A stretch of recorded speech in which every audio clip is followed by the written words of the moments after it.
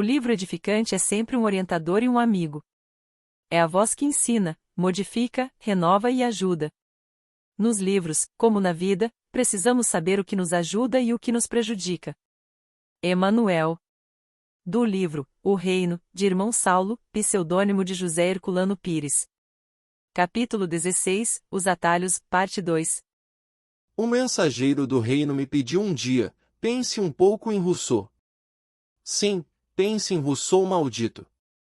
Então me pus a pensar, e vi Genebra fechada em seu cinturão de pedras.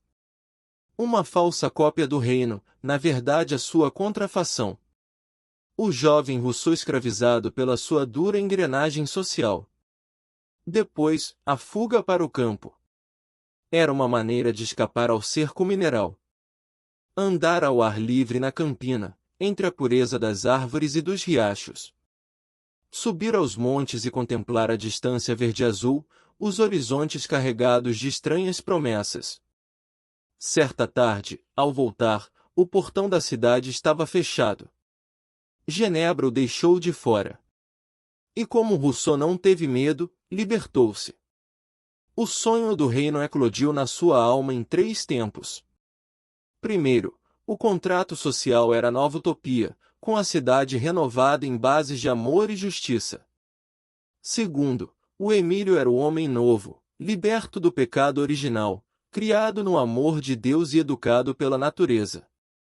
Terceiro, a nova Heloísa era o novo amor que cimenta a família nova, formada pelo sentimento puro, livre das impurezas e do jugo doloroso das ambições. O jovem Rousseau tem os olhos do reino, mas seus pés estão amarrados ao solo da França. Sacode em vão as correntes que lhe prendem os braços e os pés. Acaba levando os próprios filhos à roda dos enjeitados.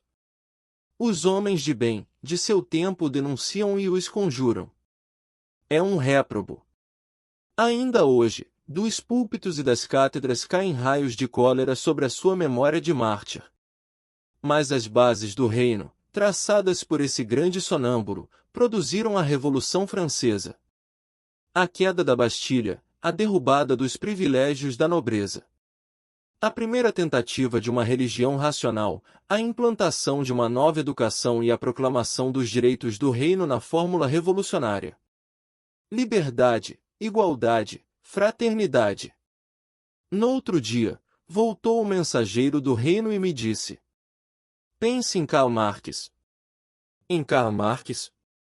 Perguntei assustado. Então pensei. E vi. Não vi o começo, mas o fim. O velho Marx arcado para o chão, com sua cabeleira e suas barbas brancas, os olhos cansados tentando em vão abarcar na distância os contornos do reino. Sonhou e lutou a vida inteira. Agora, os grossos volumes se amontoavam sobre a mesa. Mas havia muito que fazer. E suas forças o traíam e a velhice lhe roubava as últimas possibilidades de trabalho. O capital. Dias e noites de pesquisa, de perquirição mental, de análise rigorosa, de cortes impiedosos, com as mãos de cirurgião, no corpo doente de uma sociedade ímpia. Analisara toda a sua estrutura injusta, e pensava ter sido fundada e sustentada pelo seu consanguíneo de Nazaré, o jovem carpinteiro. Estudou a maldita circulação da moeda nas veias desse corpo impuro. Mas não chegou a conclusões definitivas. Seu espírito sabia que faltava muito a fazer. E a velhice o esmagava dia a dia, curvando cada vez mais para o chão, para a cova. Uma grande e velha Bíblia se abriu aos meus olhos. Vi nas suas páginas os profetas de Israel clamando contra as iniquidades do templo e traçando no espaço os lineamentos do reino. A Bíblia se fechou de súbito e dela saltou a figura de Marx. Um profeta extemporâneo, diante da Bíblia fechada. Marx subiu sobre ela e tentou esmagá-la com os pés. Mas estava velho demais e a velha capa da Bíblia mal cedia em leves e rápidas inflexões, ao débil impulso de seus pés. O profeta renegava a sua própria origem, mas sonhava os mesmos sonhos dos antepassados. Negação de Deus, negação do espírito, afirmação da matéria e do homem. Mas quando afirmamos o efeito, por acaso negamos a causa? Pelo contrário, a matéria e o homem são a prova positiva de Deus e do espírito. Marx, porém, não via isso. Queria o reino, a igualdade dos homens, a sociedade sem classes, sem governos, sem opressões, sem propriedades egoístas, sem riquezas famigeradas. Queria restabelecer o valor do trabalho contra o falso, o mentiroso e ímpio valor da moeda. Mas o seu caminho ainda não era um caminho.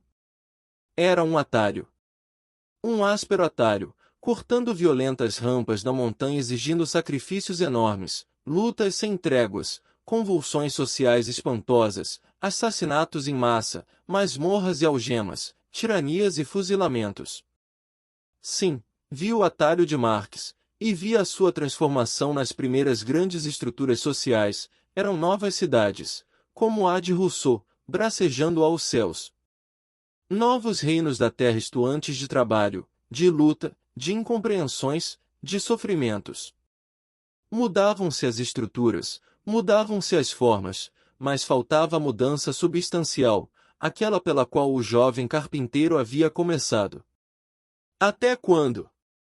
Até quando estaríamos sujeitos a tantas tentativas difíceis, a tantas lutas dolorosas?